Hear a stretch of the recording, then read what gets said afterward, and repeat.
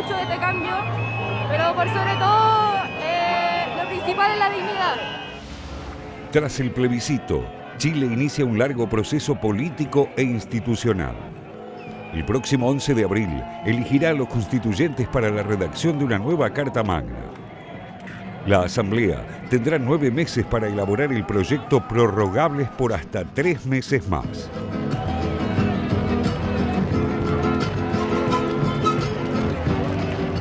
La gente, el pueblo chileno ya no es imbécil, ya no está creyendo, ya despertó de ese letargo. Y fue gracias al impulso de los jóvenes que se hizo. Feliz, pero siempre hay algo de como incertidumbre, qué es lo que vaya a pasar. El texto deberá ser aprobado por al menos 2/3 de sus integrantes para finalmente someterse a una consulta popular. Si en el plazo establecido los convencionales no logran arribar a un acuerdo, la actual constitución de la dictadura de Augusto Pinochet se mantendrá vigente. La Convención Constituyente será electa en un 100% por los ciudadanos.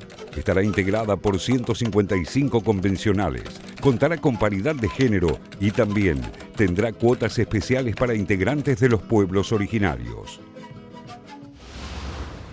Hasta ahora, la Constitución nos ha dividido.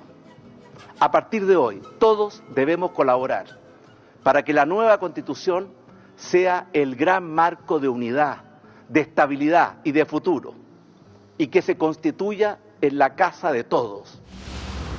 La elaboración de la Carta Fundamental coincidirá con las elecciones presidenciales y parlamentarias previstas para el 21 de noviembre del próximo año. El presidente Sebastián Piñera finaliza su mandato en marzo de 2022. Varios analistas consideran que con el plebiscito se inició una virtual carrera presidencial en la que el alcalde del partido derechista Unión Democrática Independiente, Joaquín Lavín, y el alcalde del Partido Comunista, Daniel Jadue, asoman como los dirigentes con mayores posibilidades de llegar a la moneda. Obviamente muy alegre de todo esto, fue algo que se esperaba hace rato y por fin estamos haciendo un cambio después de todos estos años, al menos de yo, vivir bajo como ese siempre como estigma y lucha entre un sector político u otro, y por fin las cosas van a empezar a cambiar, o eso es lo que uno espera. El aplastante triunfo del apruebo se da en un contexto de crisis para el gobierno de Piñera. Un sondeo de la empresa Cadem informó que la desaprobación al mandatario alcanzó el 78%. El muestreo reveló también que solo un 14% de los encuestados aprueba la gestión del jefe de Estado. Los números de la economía tampoco favorecen a Piñera. El efecto pandemia deja a Chile con niveles de desempleo en torno al 13% y una caída económica del 6,3% para este año, según el Banco Mundial. Igual lo veo como un triunfo y estoy sumamente feliz de poder sacar, aunque sea no el 100%, pero sí sacar un porcentaje para que nuestro pueblo pueda vivir y pueda comer, ya que el Estado no lo garantiza.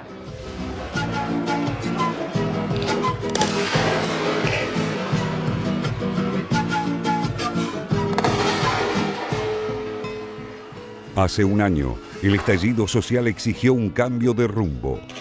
La posibilidad histórica de una nueva constitución significa un paso crucial, pero nada indica que el proceso hacia una democracia con garantías de equidad, como demandó una mayoría de los chilenos al aprobar de forma contundente el referéndum constitucional, esté exento de riesgos y trabas políticas.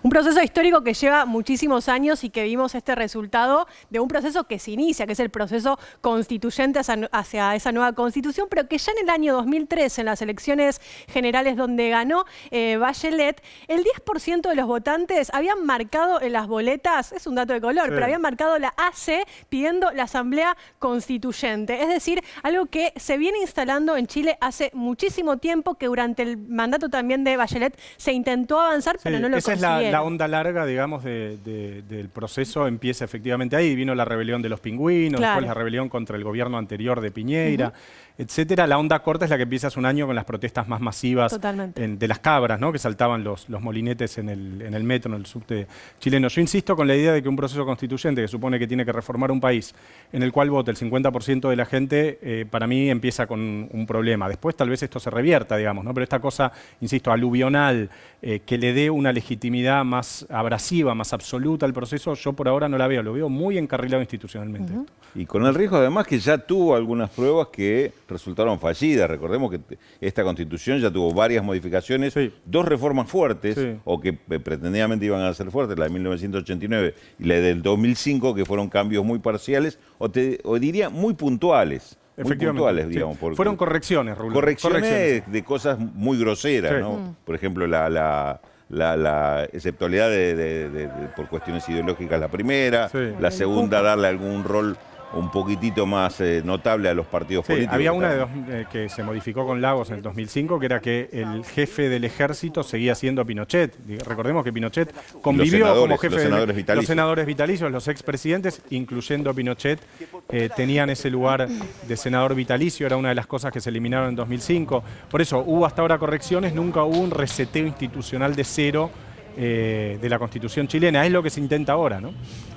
Y eso es lo que vamos a tratar de analizar ahora con esta placa aquí en pantalla, donde vamos a ver cuáles son algunos de estos ejes donde va a estar centrado el nuevo debate por la constitución, de la nueva constitución en Chile. En este caso, bueno, una de las demandas, digamos, si uno piensa en este plebiscito al que alcanzaron, parte también de un reclamo bien concreto que son los derechos sociales, el derecho a una educación pública. Por eso recién José mencionaba el tema de la protesta de los pingüinos, las marchas de los pingüinos, que justamente eran los estudiantes secundarios, también acompañados de estudiantes universitarios que avanzaron en eso. Y uno de los puntos también centrales, por ejemplo, es el acceso a bienes básicos como el agua, que está privatizado en ese país. Recordemos, es un modelo que viene del pinochetismo, que vino de la mano del modelo neoliberal que tuvo, digamos, su primer ensayo político justamente en Chile. Nace el neoliberalismo como política en Chile y un Estado que era absolutamente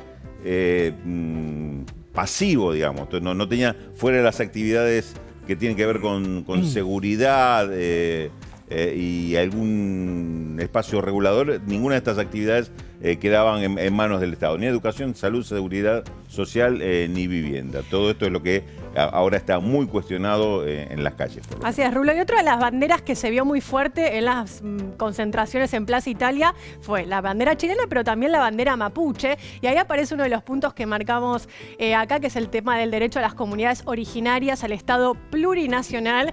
Como modelo está en eso el Estado plurinacional también de Bolivia, en ese proceso constituyente que cambiaron de república a Estado plurinacional. Yo no sé si van a ir hacia tanto en Chile, pero me parece que ahí, digamos, hay que considerar que el 13% de la población chilena se identifica como que es parte de la población originaria o indígena. Entonces me parece que ahí va a tener que tener una fuerte impronta y lugar este debate para la próxima constitución. En un segundo bloque de probables reformas que estamos presentando, un poco como resumen, está el tema justamente del fortalecimiento de los sindicatos, partidos, grupos de consumidores, es decir, darle representación a la sociedad, representación directa, que es una de las cuestiones que claramente faltaba en la Constitución de Pinochet, en la cual era una constitución que yo creo que se cuidaba de la participación popular. Era una democracia muy restringida, muy controlada, y esto es un poco lo que se está planteando. Y reforma el sistema tributario, que esto va a ser una necesidad de esto anterior. Digamos, si el Estado se va a tener que encargar de la educación, salud, seguridad social, evidentemente va a tener que tener más recursos, y eso creo que lleva derecho a un tema de un sistema tributario, porque ¿quién va a pagar por eso, ¿no? Totalmente. Y después aparece el tema de la representación política de las minorías.